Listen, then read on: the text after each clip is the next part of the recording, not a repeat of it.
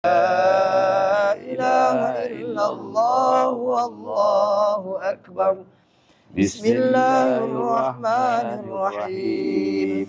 Okey, penganjuran tadarus dan majlis khatam Quran ini merupakan acara tahunan yang diadakan bersempena dengan bulan Ramadan yang mulia, dan saya amat menyambut baiklah usaha yang dilaksanakan oleh PCK dan juga Keharta dalam menganjurkan program kerohanian seperti ini demi memupuk kecintaan dan minat membaca Al-Quran di samping menegakkan syiar Islam dalam kalangan warga kerja di bahagian pengurusan hartanah.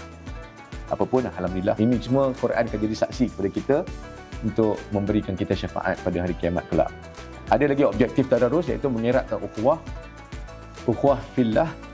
Jadi kita melaksanakan tadarus dalam keadaan hati kita tenang dan tiada permusuhan di antara kita.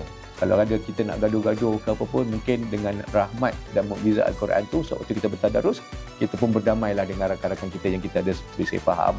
Sebelum ni kita tak nampak mukjizat kerana duduk bersama dalam sesi tadarus tu mungkin merapatkan lagi hubungan kita dan membuang yang keruh, mengambil yang jernih.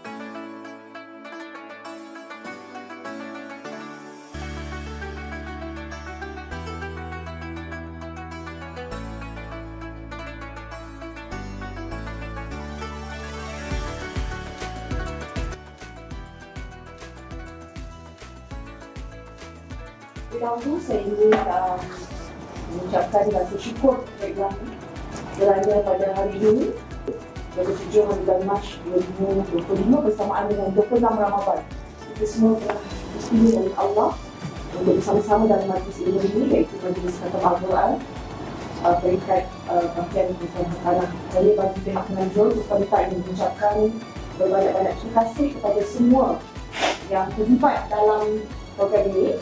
Jadi sewajarnya lah kita cuba untuk mempelajari Al-Quran sepanjang hidup kita ni.